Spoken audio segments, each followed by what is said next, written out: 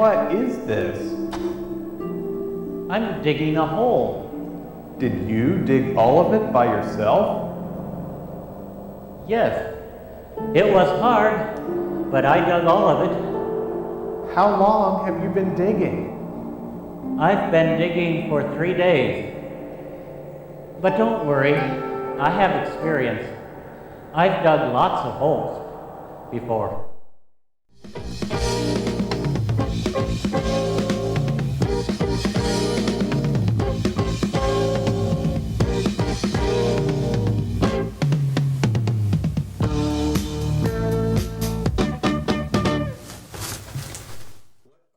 It's important to find joy in the little things, I think. Let's zoom out. Let's have some fun. Let's do some third person. We have a crosshair now. May as well enjoy it. We're not going to take the road. We're going to take the mountain. Yes, here we go. Dark fissure. And there's nothing here right now. But, well, I could wait, but I also think that this is a dungeon. Like, I think that there are actual necromancers in here. So if nobody shows up, eventually we'll just, wait until night. Oh yeah, no, it's because my character's very supportive. He wants them to know that they're doing a really good job because they're doing so much damage to themselves. So that way, he's still encouraging. It's about empowerment. That's what this all is about, really. It's about joy, self-discovery, necromancy. For necromancers, they really just seem to leave corpses everywhere. Like, you would think that would be precious biomass. Like, no, don't just leave that body there in a well, tainting the water supply. No. Bring him back. I'm making a corpse bomb. I'm making one of those weird human centipede monsters, but out of zombie bodies, so it's not as horrifying, existentially. I've got I'm making like a Wild West spider, but out of colons and kneecaps and shoulder blades. The Order of the Black Worm. Oh, there you are. Oh, it will? Wait. Well, are you gonna attack me? Or did you just go in there? There you are. Let's try this again. There you go. There you go. See? That's how you actually feast on a soul.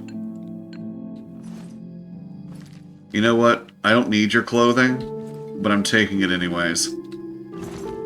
You didn't even make the Black Soul Gem. You didn't even make a Black Soul Gem. You know what? I've got the evidence I need, but I'm just on principle going to kill all the guys who are in here. Like, I'm not exactly a fan of the Mages Guild or the Arcane University or any of their bureaucratic horseshit, but these guys are clearly some kind of cookie-cutter nonsense Hanna-Barbera Wacky Racers villain. Like, at any point, their persnickety dog is going to show up and reveal that he's actually been trying to build said corpse monster somewhere, deep in the bowels of this dark fissure. But they have not been listening to him. They've just been, focusing on stopping those rascalious tiny teen racer team. A team of world-renowned teenage racers who are all below the height of 5'7".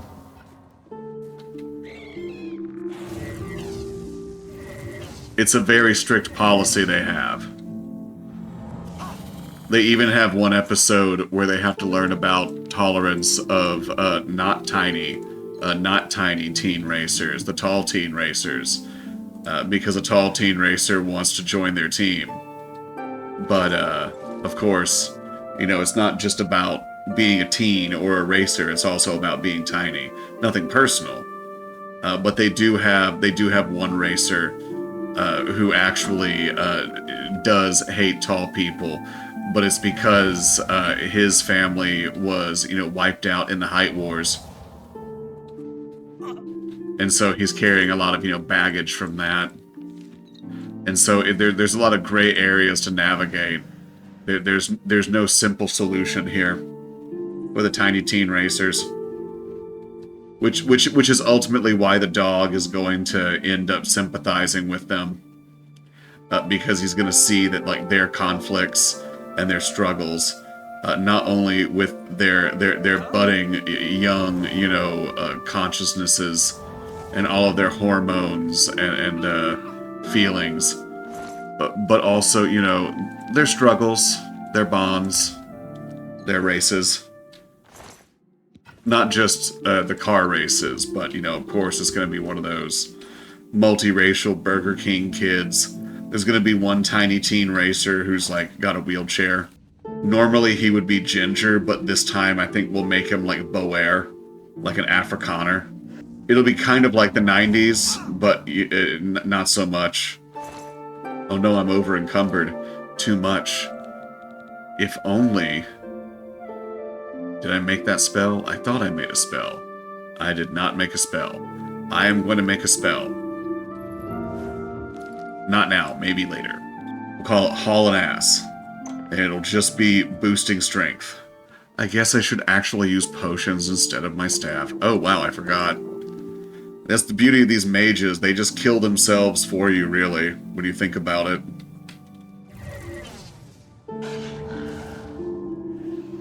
He's just gonna stand there.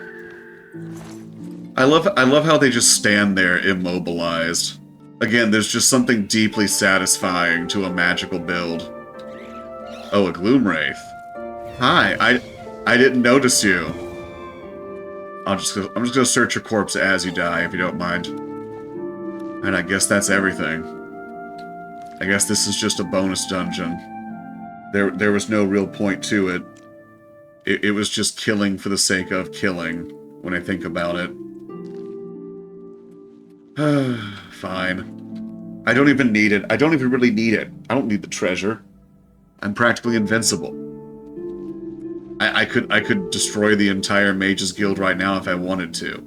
I won't, because that just feels like it would ultimately be a lot of paperwork. But it is an option. Well, there we are. I just went deeper in, didn't I? I'm just deeper in. I'm just gonna have to sell all this stuff. It's just gonna be a big hassle. I don't even need the money. I don't even need the loot. Money is no longer an object in this game. I'm just putting hats on hats. I'm causing unnecessary work for myself. I've become my own Mages Guild. This is my part in the arc where I actually realize I am a guild mage, because I'm stymieing myself. It's me, hi, I'm just looking for the exit. Just do not retaliate and you will be spared. Do not retaliate and you will be spared. Ignore me. Ignore me. There you go. I will have my secretary deal with you. Ignore me. This is just... I'm just deeper in the pit. I'm just getting deeper into the pit. I don't even need any of this.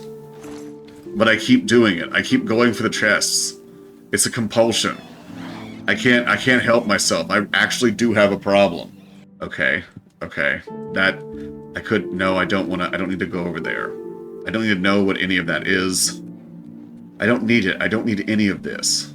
Let's just leave. I could just leave. I could just leave right now. Oh, never mind. I thought that you were actually, never mind. Yeah. It's those tiny teen racers. They found me. And they don't realize that the dog isn't going to save them this time. It's just me. Because it's a crossover episode. I'm not canon. I don't follow the rules of your universe, tiny teen racers. And now you're dead. Now you're all dead. You'll never win another teen race ever again. The tall teen racers have just won the International Teen Racing Award. Via forfeiture. because the tiny teen racers have ended right here in this cave. The dog was trying to save you. The dog wanted to give you advice that would make you escape because he had already, you know, bonded with you in those previous scenes where he came to understand that you were just like him. You had transcended your differences through both age and species for nothing. There was no point to the... Oh, hey, acrobatics went up. That's handy. That's useful. So it wasn't all for nothing. You know, I learned something today. Villain's persnickety dog that communicates through hand motions and grunts and snickers.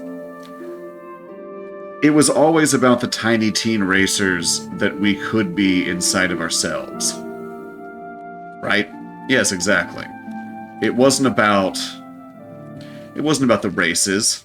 It wasn't about the international, you know, racing committee and their questionable ties to the nation of Israel.